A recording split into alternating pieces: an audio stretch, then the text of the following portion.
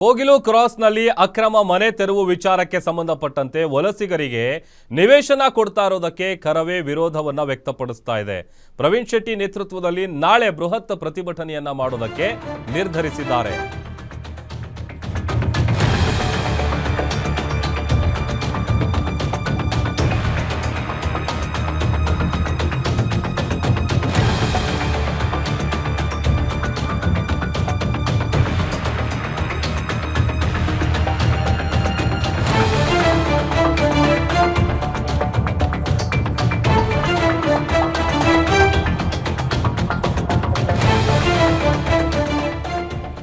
Kogilu cross ಬಳಿ ಮನೆಗಳನ್ನ ತೆರವುಗೊಳಿಸಿದಂತ ವಿಚಾರಕ್ಕೆ ಸಂಬಂಧಪಟ್ಟಂತೆ ಪ್ರವೀಣ್ ಶೆಟ್ಟಿ ನೇತೃತ್ವದಲ್ಲಿ ನಾಳೆ ಬೃಹತ್ ಪ್ರತಿಭಟನೆ ಮಾಡೋದಕ್ಕೆ ನಿರ್ಧರಿಸಿದ್ದಾರೆ. ನಾಳೆ ಬೆಳಿಗ್ಗೆ ಕೋಗಿಲು ಲೇಔಟ್ನಲ್ಲಿ ಪ್ರತಿಭಟನೆಗೆ ಕರವೇ ಸಜ್ಜಾಗ್ತಾ ಇದೆ.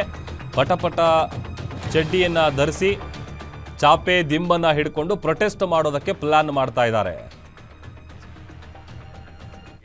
ಕರ್ನಾಟಕ ರಕ್ಷಣಾ ವೇದಿಕೆಯ ಕಾರ್ಯಕರ್ತರು ಮತ್ತೆ ಕನ್ನಡ ಪರ ಹೋರಾಟಗಾರರು 11:00ವರೆಗೆ ಕೋಗಿಲು ಮೊನ್ನೆ ನಿರಾಶ್ರಿತರ ಶಿಬಿರಗಳನ್ನ ಒಡೆದಂತವರಿಗೆ ಸರ್ಕಾರಿ ಫ್ಲಾಟ್ BDA ಫ್ಲಾಟ್ಗಳನ್ನ ಕೊಡ್ತಾ ಇದ್ದೀರಾ. ನಿರಾಶ್ರಿತರು ನಮ್ಮ ರಾಜ್ಯದವರಾದ್ರೆ ನಮ್ದೇನ್ ತಕರಾರಿಲ್ಲ. ವಲಸಿಗರು ಬಾಂಗ್ಲಾದೇಶದವ್ರು ಇದ್ದಾರೆ ಅಂತಾರೆ, ಕೇರಳದವ್ರು ಇದ್ದಾರೆ ಅಂತಾರೆ, ವಲಸಿಗರಿಗೆ ಕೊಡ್ತಾ ಇದ್ದೀರಾ.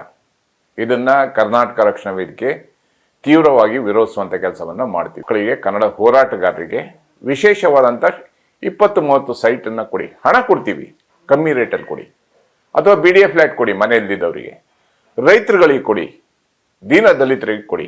ಅದರಲ್ಲೂ ವಿಶೇಷವಾಗಿ ಉತ್ತರ ಕರ್ನಾಟಕದಿಂದ ಬಂದಿಯಾರಲ್ಲ, ಉತ್ತರ ಕರ್ನಾಟಕದ ಭಾಗದ ಇಲ್ಲಿ ಬಂದು